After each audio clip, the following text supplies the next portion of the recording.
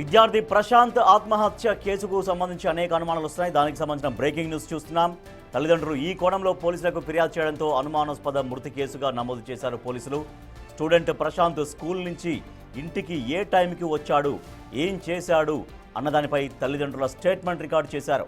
అయితే ఈ కేసులో స్కూల్ మేనేజ్మెంట్, విద్యార్థుల స్టేట్మెంట్స్ కీలకంగా మారాయి. ఇక ఆత్మహత్య చేసుకోవడంతో ప్రశాంత్ డెడ్ బాడీని పోస్ట్ మార్టం కోసం గాంధీ ఆసుపత్రికి తరలించారు.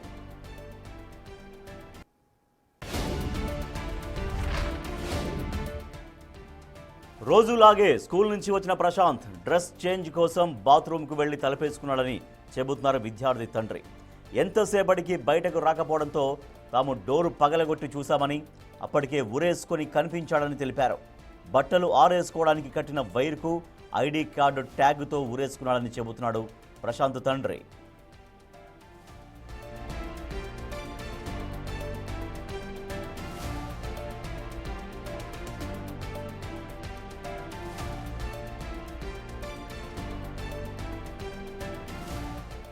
ఫోర్త్ క్లాస్ చదివే విద్యార్థి 9 నుంచి 10 సంవత్సరాలు ఉండొచ్చు. విద్యార్థి ప్రశాంత్ ఆత్మహత్య చేసుకున్నాడు. ఈ ఆత్మహత్యకు సంబంధించి అనేక అనుమానాలు వ్యక్తమవుతున్నాయి. తల్లిదండ్రులు ఈ కోణంలో పోలీసులకు ఫిర్యాదు చేయడంతో అనుమానాస్పద మృతి కేసుగా నమోదు చేశారు పోలీసులు.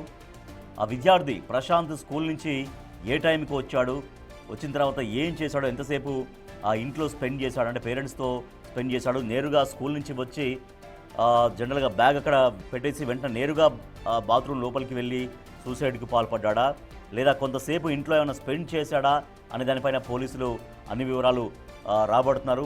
సో ఎప్పుడు వచ్చాడు స్కూల్ నుంచి, స్కూల్లో ఏమైనా గొడవ జరిగిందా, స్కూల్లో ఆ విద్యార్థిని ఏమైనా అవమానపరిచే విధంగా ఎవరైనా వ్యవహరించారా అన్న కోణంలో పోలీసులు ఎంక్వైరీ చేస్తున్నారు. ప్రస్తుతం అయితే విద్యార్థి ప్రశాంత్ డెడ్ బాడీని గాంధీ ఆసుపత్రిలో ఉంచి పోస్ట్ మార్టం చేస్తారు. మా ప్రతినిధి సుజాత మరింత సమాచారం అందిస్తారు. సుజాత, 4th క్లాస్ స్టూడెంట్, మహా అయితే 9-10 సంవత్సరాలు ఉండొచ్చు. తను ఆత్మహత్య చేసుకోవడం అనేది కొంత ఆశ్చర్యకరంగా ఉంది. అంటే ఏ కోణంలో పోలీసులు విచారణ చేస్తారు? తల్లిదండ్రుల నుంచి ఏమైనా ప్రెజర్స్ ఉన్నాయంటున్నా, లేకపోతే స్కూల్లో ఏమైనా గొడవలు జరిగి ఆ విద్యార్థిని అవమానించేకరంగా ఎవరన్నా వ్యవహరించారా? ఈ అంశాలన్నీ ఎట్లా ఎంక్వైరీ చేస్తున్నారు పోలీసులు?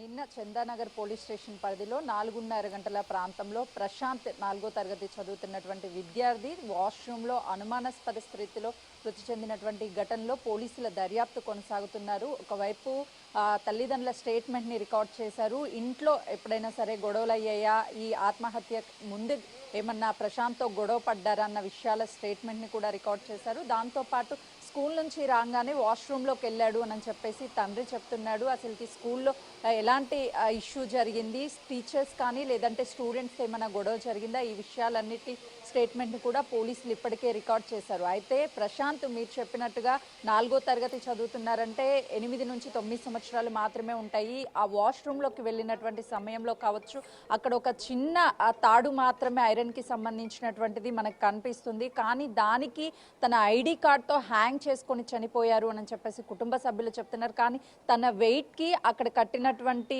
ఐరన్ తాడు ఏదైతే ఉంటుందో అది ఎలా వెయిట్ ఆపగలిగింది, దాంతోపాటు ఎక్కడ ఆ వైర్కి బ్రేక్ అయినట్లుగా కూడా లేదు. ఎందుకంటే నిన్న కొలిక్ అక్రమ్ అక్కడికి వెళ్ళి ఎక్స్ప్లెయిన్ చేసేటువంటి టైంలో కూడా ఆ విజువలైజేషన్ చూస్తే అనేక అనుమానాలకి తావిస్తుంది. ఆ రూమ్లోకి వెళ్ళిన తర్వాత డోర్ వేసుకున్న కొంతసేపటికి బయటికి రాకపోతే తల్లి డోర్ కొట్టింది, ఎంతసేపు తీయలేదు, వెనక వైపు ఉన్న విండో వైపు వెళ్ళి చూసాము, హ్యాంగ్ చేసుకొని ఉన్నాడు అని చెప్తున్నారు.